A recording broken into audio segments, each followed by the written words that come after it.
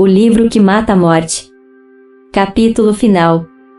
E não é preciso dizer se tal triunfo sobre a morte encerra o antigo ciclo semi-animal da vida terrestre do homem, para abrir ao mesmo tempo o novo ciclo humano propriamente dito da vida rina, nem o relevo sublime que com tudo isso tomaram aquelas frases do iniciado Paulo que fecharam nosso livro de gentes do outro mundo e abriram o atual, frases supremas, lapidares e definitivas como as da seguinte paráfrase: falamos com clareza, não como Moisés, que punha um véu sobre seu rosto, a segunda. Coríntios, capítulo 3, e dizemos em que falamos sabedoria, mas não a sabedoria deste século, mas sim a sabedoria de Deus em mistério. E Coríntios, capítulo 2. Despojai-vos do homem velho que está em vós, e com o espírito da vossa própria inteligência vestivos do homem novo, a Efésios 4, 23 e 30, porque há corpos celestiais e corpos terrenos. Trouxemos aqui o terreno e levaremos a imagem do celestial, e eis que vos digo um mistério: os mortos ressuscitarão incorruptíveis, e ao assim revestirem-se de imortalidade se cumprirá a palavra que está escrita de antragada foi a morte na vitória. Onde, pois, está, ó morte, tua vitória? Onde, ó intrusa, teu aguilhão? E Coríntios, capítulo 14. Sim, é preciso passar por uma catarse ou purificação, que nos despoje do velho vestido de carne para nos deixar em nosso primitivo vestido de luz. Acaso a natureza, analógica e seriamente sempre, não nos dá continuamente exemplos disso? Vede, se não, esse simbolismo estranho da mariposa de psiquis dos gregos, ou seja, a alma humana quando opera o trânsito final deste para os outros mundos. Esse mesmo simbolismo é estudado pela nossa ciência positiva na chamada histólise dos insetos, ou seja, no seu período de transição da larva para a borboleta, quando o inseto repousa como crisálida no interior do seu casulo ou a retiro iniciático daquela transformação definitiva, transformação na qual até adquire asas para voar após alguns dias passados em verdadeira dissolução ou como a putrefação do corpo anterior de larva, que no momento supremo dessa grande crise quase se descompõe em seus elementos celulares primitivos para formar com os antigos e rudimentares órgãos larvais de verme efetivam os novos órgãos de ave efetiva. Isso, exceto pelo detalhe da visibilidade, a vista ordinária, pois nem mesmo isso ocorre para a visão dos chamados videntes, é o que acontece com o nosso segundo corpo ou corpo glorioso, formado sem dúvida através da decomposição orgânica do corpo físico, nos primeiros dias que se seguem ao enterro, ou nos primeiros instantes que se seguem também, se for o caso, a cremação do cadáver e nos quais o recém-nascido para o novo e glorioso mundo rina pode, enfim, após as misérias da vida. Parafrasear o poeta Melendez Valdez em La Tarde, quando diz: tudo é paz, silêncio tudo, tudo nestas solidões me comove e torna doce a memória dos meus passados males. Mas não devemos deter-nos nessas considerações, sob pena de nos perdermos na apreciação do maior problema da morte e do subsequente trânsito pós-morte da alma humana para o glorioso mundo dos rinas. De fato, o mito da mariposa de Psiquis, com toda a sua beleza grega, pode nos induzir a um grave erro, já apontado por H.P. B e que a todo custo devemos evitar. A saúde física, ou o estado fisiológico de encarnação e união da alma com o corpo, tem como contraparte a doença, que não é, de acordo com sua maior ou menor gravidade, senão o estado mais ou menos intenso de dissociação dos dois princípios tão opostos, caminho para a separação total e definitiva que a morte física está destinada a operar, algo semelhante à dissociação química do oxigênio com o hidrogênio da água em torno de 500 graus de temperatura, enquanto a morte em si equivale, por sua vez, à separação definitiva dos dois gases quando a água é submetida a 1000 ou mais graus de temperatura. Além disso, já vimos em diferentes lugares de nossas obras, especialmente no último capítulo de Sevilha e Yucatán e em A Ressurreição dos Mortos de páginas ocultistas, que a morte, mesmo nas mortes certificadas pela ciência médica, às vezes leva muitos dias para se tornar definitiva ou irreversível com o fenômeno mal chamado de a ressurreição, tanto que só podemos afirmar científica e praticamente que o homem morreu quando algum dos órgãos essenciais do organismo entra em putrefação, e, por abundância de razões, quando o cadáver foi consumido pelo fogo purificador da pira. Mas tanto a putrefação quanto a cremação estão muito distantes de se parecer com o fenômeno da lise do organismo da larva operado no santuário da crisálida para formar os órgãos físicos, também chamados de corpóreos, da colorida borboleta. A própria falta de acesso do oxigênio do ar como elemento combustível da putrefação ou da eremacausia, combustão lenta, e da combustão rápida da pira, impede que ocorra, graças ao casulo, a decomposição total do organismo da larva, caso em que a alma do inseto não permaneceria ligada ao organismo da crisálida nem acabaria formando a borboleta, estado que continua a evolução física do inseto, no seu estado final, como acontece conosco quando morremos. Além disso, essas que parecem coisas de poeta talvez tenham tido na história uma realidade tão grande quanto dolorosa. Referimos-nos às múmias egípcias, nas quais a ciência necromante do país dos faraós encontrou meios, com seus profundos conhecimentos anatômicos e químicos, de conservar quase indefinidamente o organismo corpóreo de seus reis e sacerdotes, exceto, naturalmente, por certas partes moles e vísceras do mesmo. Dentro do critério ocultista que aqui desenvolvemos, não do positivista comum, que de todas essas coisas, há mais do que motivo para pensar-se, com tal prática, que nos parece a mais refinada magia negra e a mais antinatural possível, o que faziam era suspender a evolução ulterior daquelas almas, que, devido à conservação maior ou menor de seus corpos físicos respectivos, ficavam assim ligadas e retidas em esferas vizinhas a este mundo inferior. Tal estado de suspensão do progresso ascendente das almas, que sempre caminham paralelamente à destruição conjurada dos corpos de carne, deve ter sido equivalente, em certo aspecto, ao fenômeno da transição da larva para a crisálida, fenômeno no qual também não há putrefação, como vimos, e, em outro aspecto, ao estado daqueles cadáveres que, longe de se decompor, às vezes são encontrados dentro de suas tumbas em conservação tão perfeita que cresceram cabelo e unhas, e até mesmo mostraram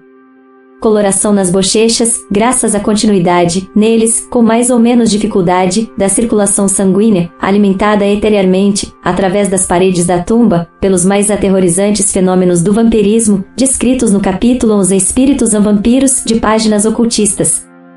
Em resumo, no saudável ocultismo, a completa libertação da alma pressupõe como condição indispensável a igualmente completa decomposição do corpo, e tudo que de alguma forma impeça ou retarde essa libertação, também dos átomos físicos pelo corpo aprisionado, além de ser uma operação necromante, impede ou retarda tal libertação, como fazem as evocações dos mortos nas sessões espíritas, os lutos excessivos e, em geral, qualquer tentativa de comunicação com os que partiram, exceto aquela nascida do amor que é superior à morte da lembrança santa de sua obra e dos bons exemplos de sua vida, retarda, dizemos, as almas no caminho ascendente da libertação, como as perturba e incapacita o trabalho da mãe às chamadas intempestivas e choros de seu filho. Daqui, repetimos, a impropriedade do símile da borboleta de psiquise e de qualquer outro que tomemos da vida dos insetos. Estes seres menos evoluídos na escala orgânica não podem ser comparados com os vertebrados, que estão acima, e especialmente com o homem, cujas metamorfoses são psíquicas e não físicas, e cuja última transformação não é mais a simples tísica da crisálida em seu casulo, nem a partenogênese de insetos como a abelha, nem a reprodução por segmentações dos seres mais ínfimos dessa escala, como os paramécios, mas sim a lei geométrico-simbólica do conjugado harmônico que apresentamos no último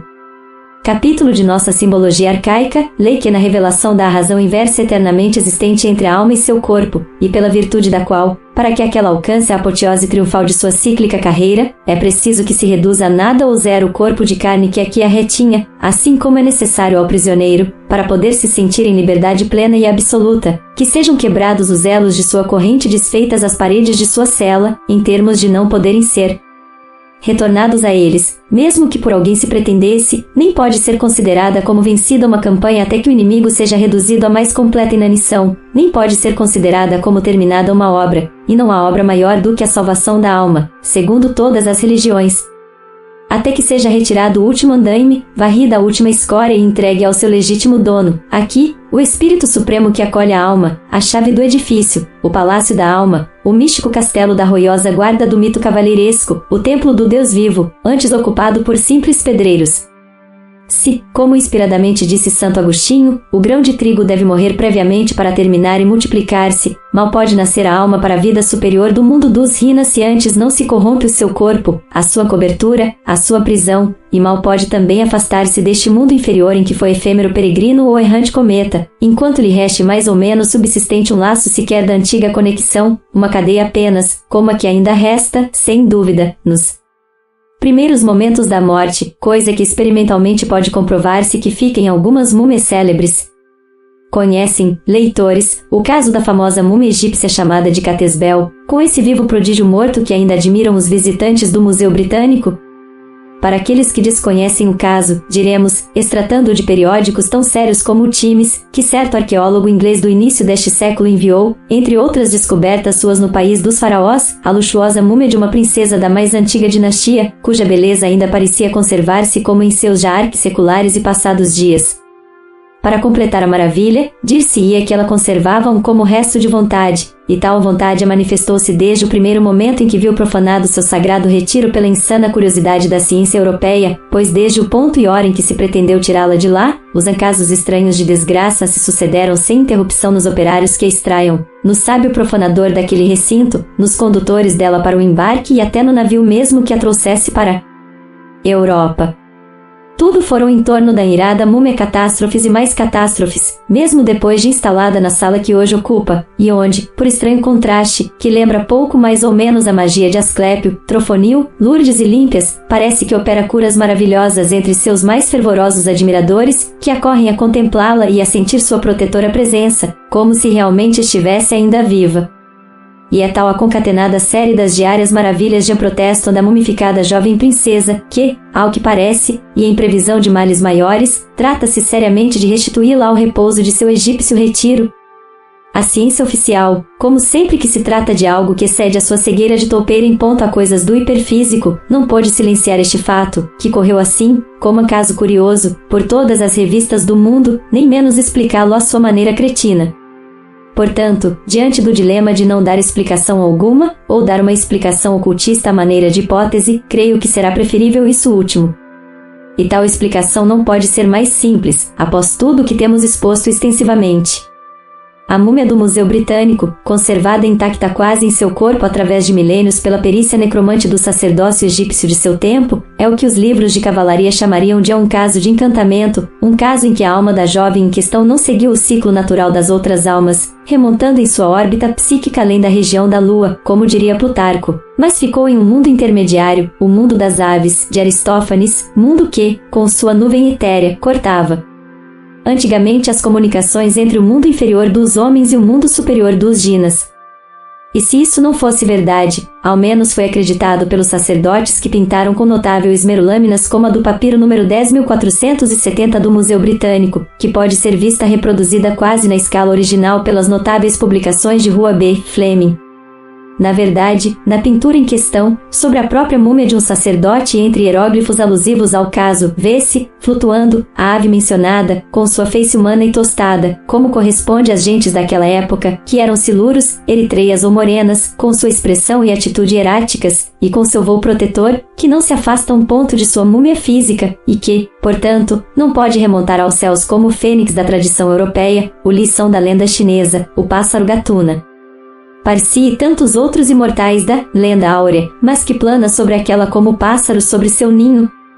Quanto e quanto não teremos decaído os povos europeus, apesar dos ímpetos de uma cultura material, que não é, em outra ordem de ideias, senão em cultura psíquica, dado que ainda nos parece archipoético o simbolismo da mariposa de Psiquis, simbolismo de insetos, abaixo do egípcio simbolismo de aves, que temos visto, tanto quanto este está do verdadeiro simbolismo ario primitivo, que ora era apenas matemático, ora vegetal, como no da flor de lótus, cuja raiz corpórea está no lodo do lago, suas